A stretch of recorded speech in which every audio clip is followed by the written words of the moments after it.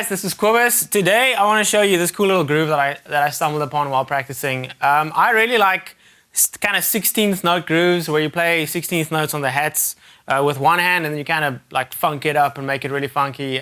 I'd say a big part of that inspiration came from Travis Barker. I've always seen him play stuff like that and I've always loved that. And so I was kind of messing around with that kind of approach and I started messing around with where I place the backbeat, like where I place the snare hits. And I displaced one of the snare hits, the second one. I'm gonna say this was on purpose. Let's say this was on purpose. Totally not by accident. On purpose, I displaced one of the backbeats by 1/16th note, and it gave it this really kind of, it sounded kind of like an odd time, but it really isn't. But it gave it this really kind of eloping, kind of funky feel. And so, like I said, it's very simple. Broken down, what is happening is that I'm just playing straight up 16th notes on the hats. I do leave out 1/16th note somewhere in this groove, but we'll get to that. But basically 99.9% of the time, what I'm doing is leading the groove with 16th notes on the hats with my right hand, and I'm playing the straight up backbeat, but the second snare stroke is displaced by 1/16th note. So before I get into that kind of stuff, I'm just going to show you exactly what I do.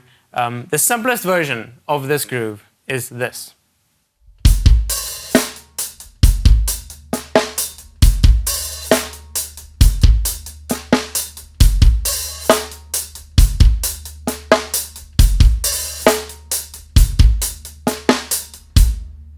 So to break it down, as simple as I can, I'm just going to play what I'm doing on the hat. So I'm going to take my foot off the pedal, and I'm going to put my left hand on my leg, and I'll just play what's happening on the hats.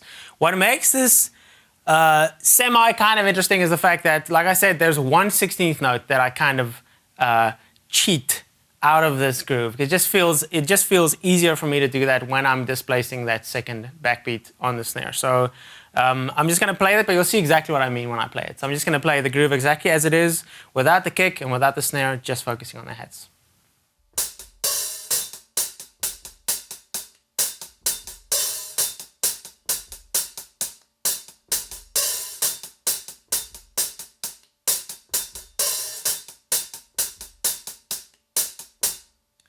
So the 16th note that I take out very casually and very much on purpose is on the E of 4. And the reason why I do this, I didn't know this initially, but I realize now that the reason why I do this is because I need to raise up my left hand to produce that second snare stroke, that accent, and the stick would be in the way.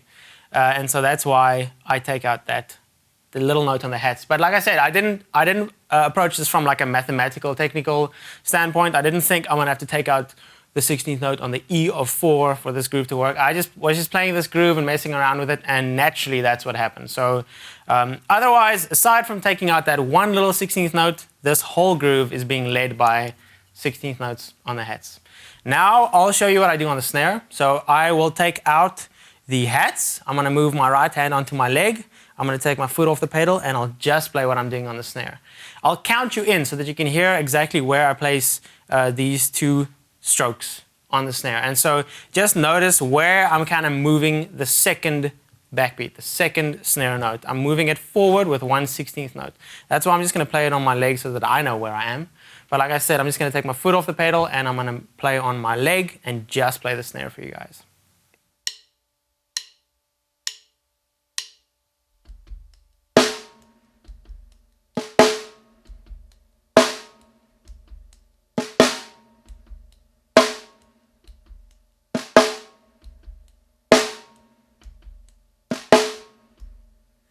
So you'll see that first snare hit is super simple. It's the conventional way where you would always play the snare hit. The second one is kind of a little bit more tricky, and what makes it kind of a little funky and maybe a little bit difficult initially to come to grips with is the fact that I'm playing a ghost note right before an accent. And so the reason why I was messing around with this particular groove and trying to fit something like that into a groove is because I am busy actually really focusing on my stupid hand, which is my left hand. And what I've been doing a lot of is doing that, playing a ghost note, a soft note, before an accent, a loud note. And that's really challenging. That was extremely challenging for me at the beginning, but I'm getting so much more comfortable with that. It's really helping my left hand. But that kind of approach, trying to play that combination of notes, a soft one and then a loud one, so close to each other, is what kind of led me to this groove in the first place. So as you could see, the first snare stroke within this pattern is super simple. It's conventional, exactly where you would expect it to be.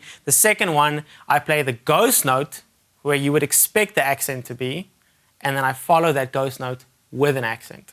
So that's what kind of makes it a little tricky. I'm displacing the accent with 1/16th note, and in its place, I'm adding a little ghost note. So that's what kind of makes it a little tricky. The next thing that I want to show you is what I'm doing on the kick. Super simple. So I'm going to take out the snare and the hats, and I'll just play the kick pattern. But like I said, this is very simple. This is the simplest part of this whole groove.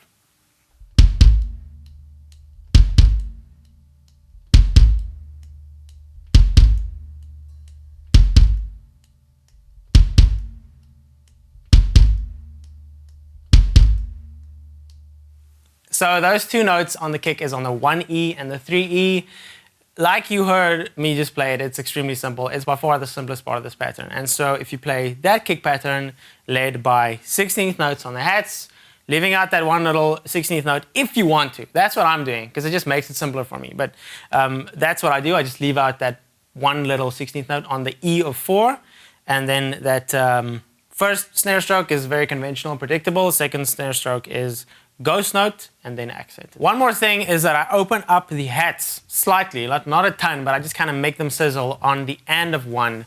The reason why I do this is because I'm just messing around with the groove and kind of trying to give it a little bit more dynamics. And once you have the core of the groove under control and you feel comfortable with it, start messing around with ghost notes and like little nuances on other pieces of the kit. You can even move it to the right if you want to.